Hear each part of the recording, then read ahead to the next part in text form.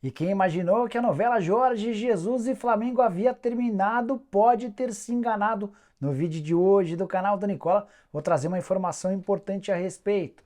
Bora falar sobre Bruno Henrique, ex-volante de Palmeiras e Corinthians, que está ficando livre no mercado, ótima opção para clubes brasileiros. Tem ainda informação do Corinthians, com uma tabela extremamente favorável, é o timão da liderança do Campeonato Brasileiro por várias rodadas. Vou falar também sobre o São Paulo. Rogério Ceni afirmou que o tricolor vai precisar vender mais jogadores. E eu vou te atualizar sobre as contas do São Paulo em 2022 referente às transferências. Para completar tudo sobre Godin, que pode estar de saída do Galo, tem informações do Botafogo, do Cruzeiro, as últimas do mercado e muito mais.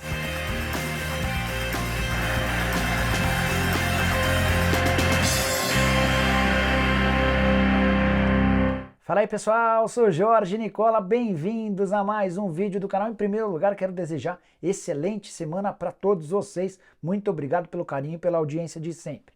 Depois, queria pedir para assistirem ao vídeo até o fim e se curtirem, não esqueçam de deixar like e de se inscrever no canal apertando esse botãozinho vermelho de inscreva-se, beleza?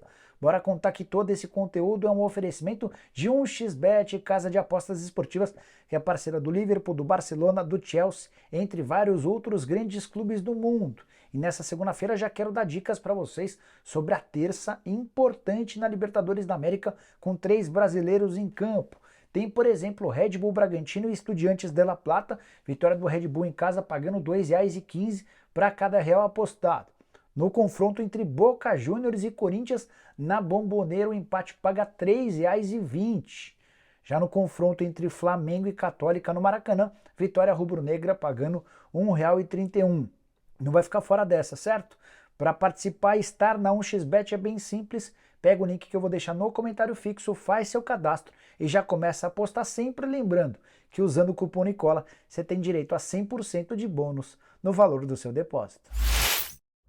Bora começar o vídeo com o tradicional giro de notícias e a primeira informação é de um desdobramento da acusação do Edenilson contra o Rafael. No último sábado, vocês lembram, o jogador do Internacional acusou o corintiano de ter praticado crime de racismo. A polícia decidiu solicitar perícia de leitura labial para avaliar se o lateral português do Corinthians falou ou não a palavra macaco. E a partir daí a gente deve ter novidades sobre o caso. Quero contar também que Fagner está mais distante de enfrentar o Boca Juniors nessa terça-feira. Ele passou o final de semana em tratamento em São Paulo e nesse domingo realizou um treino quando voltou a sentir a lesão. Nessa segunda ele vai passar por um último teste. Se não voltar a sentir dores, embarca para a Argentina para tentar enfrentar o Boca. Se voltar a sentir, nem viaja para lá e o Corinthians não terá seu lateral direito titular. Seguindo com o giro de notícias, contar que o Atlético Mineiro publicou um edital de convocação para os seus conselheiros em relação à venda do Diamond Mall. Essa convocação se dá para os dias 30 e 31 desse mês, quando eles vão poder votar até de forma remota se aprovam ou não a transferência do shopping. A ideia do Atlético é conseguir 400 milhões de reais que vão ser utilizados para diminuir as dívidas do clube, algo super importante. Se eu fosse conselheiro, votaria de maneira favorável a necessidade de aprovação de pelo menos 2/3 dos conselheiros para que essa venda acabe sendo levada adiante. Seguindo com o giro de notícias, contar que o Fortaleza tem campanha absolutamente preocupante. Só um ponto conquistado nas 5 primeiras rodadas disputadas. Nesse domingo, o Fortaleza perdeu para o Botafogo por 3-1 de virada. O time é o lanterna do Campeonato Brasileiro e hoje já aparece com 5 pontos de desvantagem para o primeiro time fora do Z4, que é o Flamengo. É bem verdade que o Fortaleza tem um jogo a menos, embora esse jogo a menos seja o clássico local contra o Ceará. O time do Vojvoda até tem jogado bem, mas não consegue bons resultados. Para completar, contar que o Genoa, da Itália, time ligado a 777, foi rebaixado no campeonato italiano com uma rodada de antecedência. Um dos times mais tradicionais do país, o quarto com mais títulos, com mais scudettos, acabou sendo rebaixado e vai jogar a Série B do campeonato italiano depois de 15 temporadas. Bora falar sobre o Cruzeiro, que vive fase iluminada sob o comando de Paulo Pesolano. O técnico uruguaio fez da Raposa líder de forma isolada da Série B do Campeonato Brasileiro, depois da vitória por 1-0 contra o Náutico nesse domingo no Recife. Agora o Cruzeiro tem 16 pontos conquistados, campanha de 5 vitórias, 1 empate e 1 derrota. 76% de aproveitamento dos pontos, 5 jogos sem sofrer gols. O Cruzeiro acabou se beneficiando da derrota do Bahia para o Vasco em São Januário para assumir de forma isolada a liderança do campeonato. É legal contar que o vice-líder hoje é o Sport, que tem 2 pontos a menos. O Cruzeiro, com baixíssimo investimento, com uma comissão técnica que custa apenas R$200 mil por mês, tem conseguido ser protagonista, algo que nas 2 primeiras temporadas de segunda divisão nunca havia ocorrido. Outro detalhe importante: o Cruzeiro chegou a 4 vitórias consecutivas, algo que não conseguia desde 2020. Mas a maior curiosidade vem agora. Se você entrar em qualquer rede social que fale sobre o Pesolano, você vai ver um monte de cruzeirense falando mal do técnico. Não é que eles não gostam do treinador, é uma estratégia criada pelos torcedores do Cruzeiro para evitar assédio em cima do Pesolano, até porque o trabalho do cara é muito acima da média. Bora falar sobre o rival do Cruzeiro, o Atlético, e a história de que Godin pode deixar o Galo na metade da temporada. Quem trouxe essa informação é o Fred Augusto, que tem uma conta no Twitter bastante grande e que repercute muito as informações do Galo. Ele tem boas informações, tem bons contatos dentro da diretoria. E nesse domingo ele revelou que o Godin, zagueiro uruguaio que acabou perdendo espaço no time, tem algumas sondagens. Ele não se referiu se as sondagens são do Brasil ou do exterior, imagino que sejam de fora. Godin, que tem contrato com o Atlético até dezembro desse ano, prorrogável por mais uma temporada, caso as duas partes queiram. Hoje, dá para dizer que o Atlético não está muito empolgado com a possibilidade de manter o Godin para a temporada de 2023. Imagino até que se surgisse uma proposta pelo Godin, ele poderia ser negociado sem grandes dificuldades.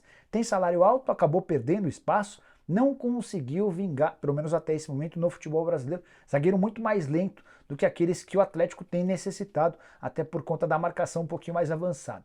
Atleta de 36 anos de idade, desde o início da temporada, quando foi contratado, esteve em campo em 8 partidas com um único gol marcado. Nos 2 últimos jogos, nem saiu do banco de reservas. Agora contar uma curiosidade sobre o mercado de publicidade dentro do futebol brasileiro. Alguns anos atrás, vocês vão lembrar que a Caixa era patrocinadora de basicamente quase todos os times de futebol na Série A e B. O Banco Estatal acabou deixando o futebol brasileiro e esse espaço está sendo ocupado dia após dia pelas casas de apostas. Dos 40 times que disputam as séries A e B, 35 têm algum tipo de patrocínio de uma casa de apostas. E a tendência é que a presença das casas de apostas esportivas no futebol se torne ainda maior em breve. É que o governo trabalha nos últimos detalhes para a regulamentação dos sites de aposta esportiva em território brasileiro, com um investimento estimado entre 50 e 100 bilhões de reais. Uma máquina de fazer dinheiro também para os clubes de futebol. Hora de falar sobre o Botafogo no G4 do Campeonato Brasileiro, trabalho de John Textor e Luiz Castro, muito bom até aqui. Nesse domingo, como eu já contei, o Botafogo fez 3-1 no Fortaleza de virada, saiu atrás com um gol no início da partida, acabou chegando ao gol do empate com o Erisson na etapa final. Já no finalzinho, em cobrança de falta do Patrick de Paula, o Botafogo fez 2-1 e o Daniel Borges, já nos acréscimos, definiu o placar de 3-1. Com o resultado, o Botafogo pulou para o 4º lugar na tabela de classificação. Nesse momento aparece com 11 pontos conquistados, são 6 jogos com 3 vitórias, 2 empates e 1 derrota. O Botafogo tem a mesma campanha ou mesma pontuação do São Paulo, que é o 3º colocado, perde só no saldo de gols. O Corinthians é o líder com 13, o Atlético Mineiro com o jogo a mais tem 12, depois aparecem o São Paulo e o Botafogo com 11. Os números do Luiz Castro impressionam até aqui. O técnico português esteve à frente do Botafogo em 7 partidas, incluindo todas as outras competições. São 5 vitórias contra Ceará, Flamengo, Fortaleza e 2 partidas contra o Ceilândia pela Copa do Brasil e mais 2 empates contra o Atlético Goianiense e o Juventude. O torcedor do Botafogo abraçou a causa, o projeto da SAF, tem lotado o Nilton Santos, consumindo cada vez mais produtos e notícias do Botafogo. E é só mais uma demonstração da importância da sociedade anônima do futebol em território brasileiro.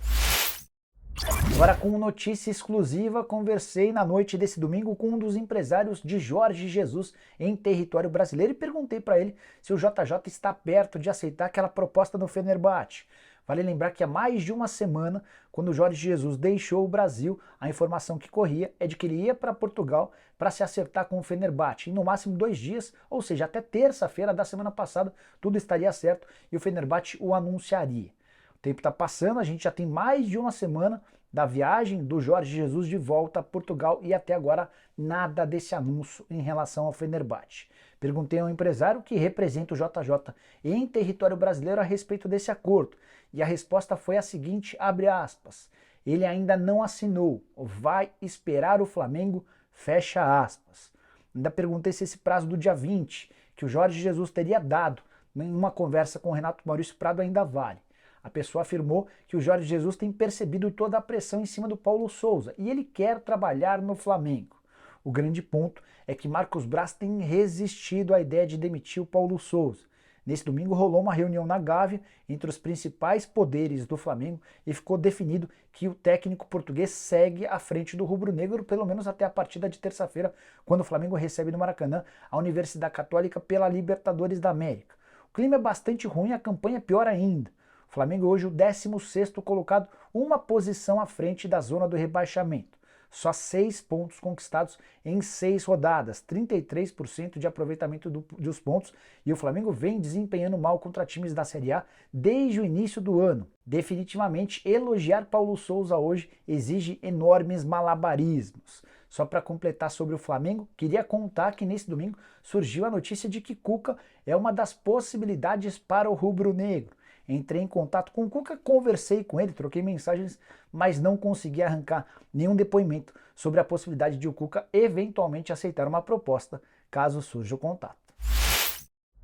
Bora falar agora sobre o Corinthians, que segue líder do Campeonato Brasileiro, muito em função do tropeço do Santos, que na noite desse domingo perdeu para o Goiás em Goiânia por 1-0.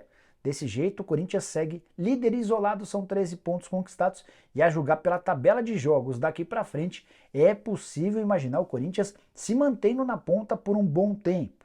Próximo jogo é o mais complicado, contra um adversário bastante conhecido, o São Paulo, mas partida na Neoquímica Arena no fim de semana. Depois dá uma olhada. América Mineiro em casa, jogo para fazer 3 pontos. Atlético Goianiense fora, mesmo respeitando o bom momento do Atlético Goianiense, dá para imaginar o Corinthians indo a Goiânia fazendo 3 pontos. Cuiabá também na condição de visitante, é outro jogo em que o Timão, jogando bem, consegue voltar para São Paulo com mais 3 pontos. Na sequência, Juventude em casa, indiscutivelmente o Corinthians favorito. Atlético Paranaense fora, esse é o jogo talvez o mais complicado dessa sequência, e o Goiás em casa.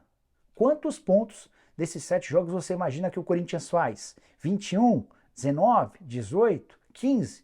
Use o espaço para comentários para deixar sua projeção.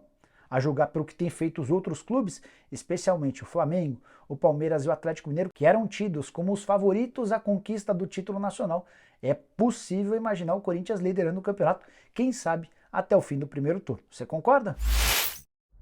Quero falar agora sobre Bruno Henrique, volante com passagens por Palmeiras, Corinthians, Portuguesa, Palermo. Ótima alternativa para times que precisam de volante na metade da temporada. O volante que hoje tem 32 anos de idade, vive as últimas semanas de seu contrato com o Al Ittihad. O vínculo se termina agora no mês de junho e a impressão que se tem é de que ele não deve permanecer por lá. É titular absoluto. Na atual temporada foram 29 jogos, 2 gols e mais 6 assistências. Sempre jogando, muitas vezes até como capitão. Mas familiares do Bruno Henrique têm dado sinais de que gostariam de voltar ao Brasil depois de 3 temporadas na Arábia Saudita. Jogador com passagem internacional, com muita qualidade no momento com bola, também tem muita força no momento sem bola, seria certamente volante titular na maioria dos clubes de futebol no Brasil.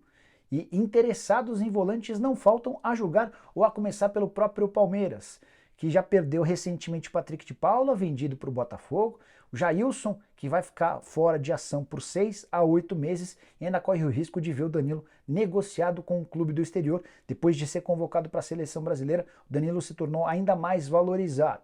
Queria saber a sua opinião a respeito do Bruno Henrique. Caberia no seu time do coração? Seria um reforço importante? Recentemente, entre as especulações envolvendo o futuro do Bruno Henrique, chegaram a falar sobre a possibilidade dele pintar no Botafogo, mas como o Botafogo já se reforçou para esse setor, talvez o destino do volante seja outro clube nacional. Agora fechar o vídeo para falar sobre o São Paulo e mais especificamente sobre negociações depois da vitória do Tricolor por 2-1 contra o Cuiabá. Vitória difícil, apertada e com um pênalti injusto marcado a favor do São Paulo. O técnico Rogério Ceni admitiu que mais negociações e transferências de atletas para o exterior devem acontecer na metade do ano. E olha que o São Paulo tem feito algumas negociações, até esse momento já foram 67 milhões de reais faturados com transferências de atletas em 2022. Bora aos números. Elinho foi vendido ao Bragantino por 23 milhões de reais, o Paulinho foi para o Metalist por 10 milhões de reais, o Tietê negociado com o Botafogo por 5 milhões de reais, Jean, goleiro, foi em definitivo para o Cerro Porteño, goleiro que não conseguiu jogar com muita frequência no São Paulo, por 6 milhões de reais. Teve ainda a transferência do Marquinhos para o Arsenal, negócio recém-fechado por 15 milhões e 700 mil reais. Thiago Volpe, que vai jogar no Toluca do México por 7 milhões e 600 mil reais. Somando todos esses números, a gente chega aos 67 milhões de reais.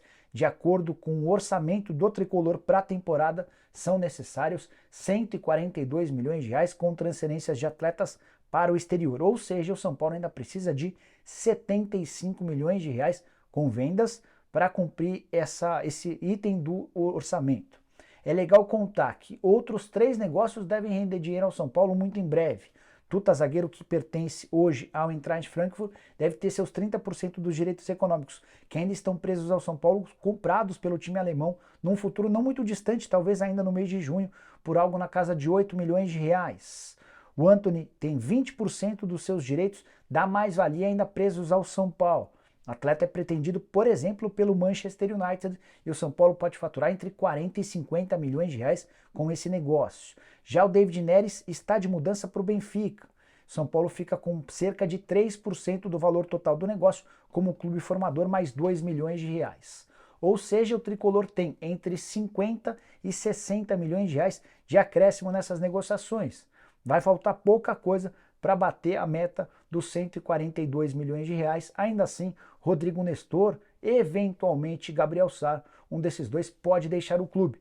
Não dá para descartar também o Igor Gomes, volante cujo contrato termina em março do ano que vem. Já contei para vocês que a renovação anda complicada e o sonho da mãe do Igor Gomes era que ele se transferisse para a Europa na janela da metade do ano.